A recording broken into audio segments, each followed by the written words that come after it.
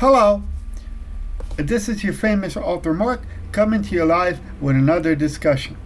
Now, today's discussion is going to be, is marriage obsolete in the United States?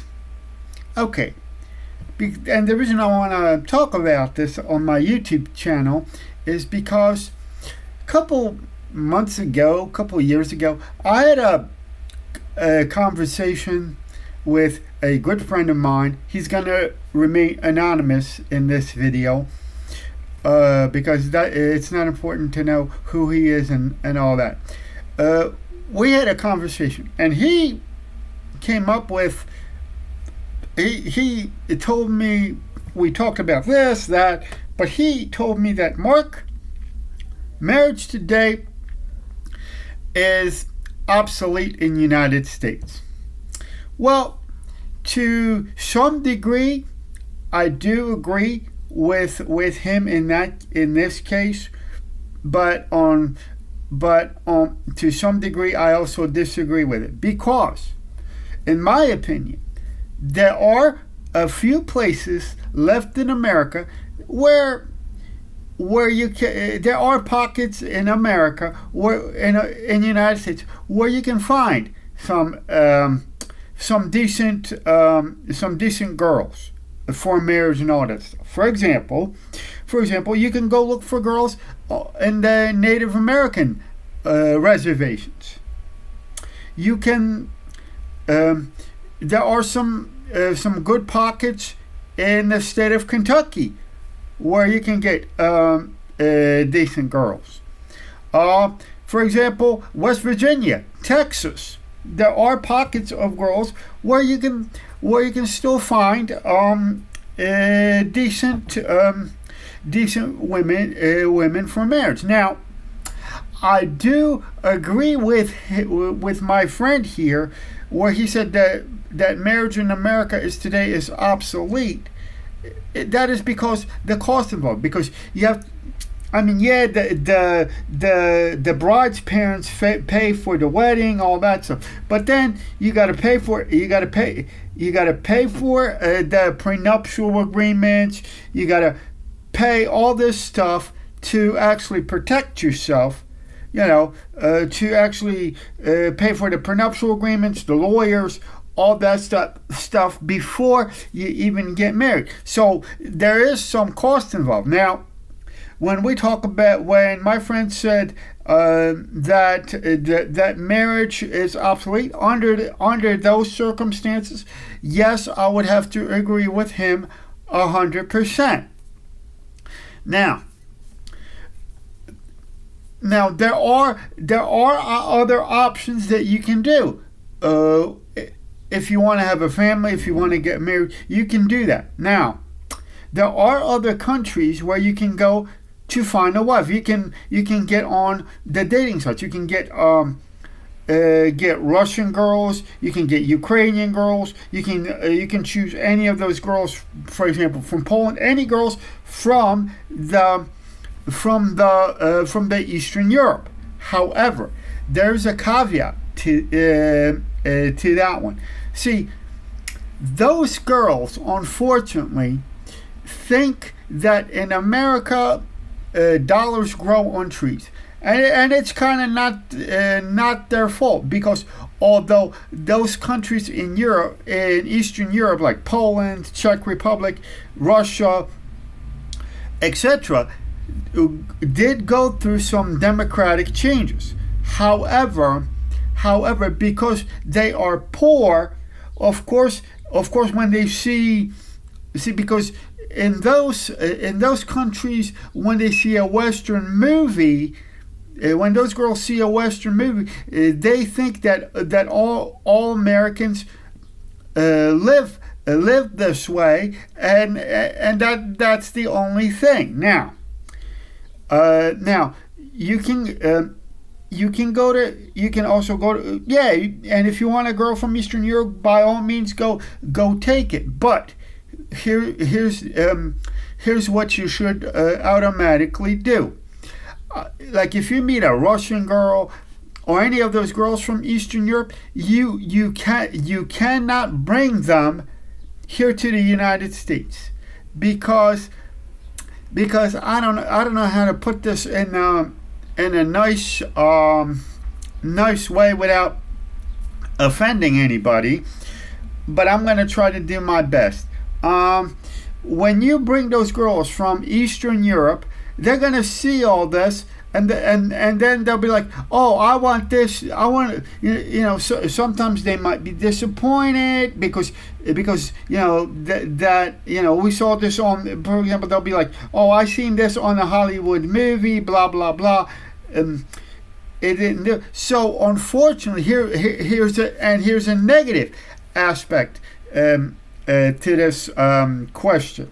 Taking a girl from Eastern Europe, getting married to an Eastern European girl, whether Russian, Polish, whatever. What you're going to have to realize is you're going to have to tell the girl, unfortunately, from Eastern Europe. They said, okay, if she says I want to marry you, you can tell them, okay, great, and be happy. But the thing is, you should tell them that okay, that we're gonna live. For example, if you marry a Russian girl, tell them you want to stay in Russia. That's all. Because there are, first of all, let's be clear. You bring a girl from Eastern Europe, from Russia, from Ukraine, from any of those countries in Eastern Europe, there's going to be a culture shock to her system. But then you also got to realize too that she's going to have to learn a new language and all that stuff. So in that case, it might the international does the international marriage work? Yes, but it is a double-edged sword because if you bring a girl from Eastern Europe, then you are responsible for that person. Now, there's a culture shock to deal with. You're basically gonna have to teach her like baby steps. You're gonna have to explain everything to her. So that's gonna be kind of difficult to do. Now, for me. Now there are several Polish guys on YouTube that I know that I have watched their videos, and they have married girls from Thailand, from the Philippines, and even one guy with a disability. He married a Filipina girl in the Philippines, and what did he do? He does go visit Poland and all that, but he lives with her in the Philippines, ladies and gentlemen. Because, and then, see, it's also okay to to go through international marriage through Thailand, Philippines, all those other things. But here's the deal. That's the whole point. Is when you marry a Filipina girl, whoever, do not bring them to the United States, because, like I said, in the United States there'll be a culture shock. You're gonna have to deal with a lot of other things. Now, there's also, for example, there's also a choice where you can marry. That's right, Muslim girls, but but it does require a lot of work. Like I said, you can marry a Filipinos, you can marry any girl you want from Asia, from the Middle East. But here's the whole kit and caboodle. If you marry those girls, unfortunately, it will be very hard, very difficult to bring them to the United States because of the culture shock. And like I said before, those girls, whether from Eastern Europe or any of those other countries, Philippines, you name it, in the Middle East, they have been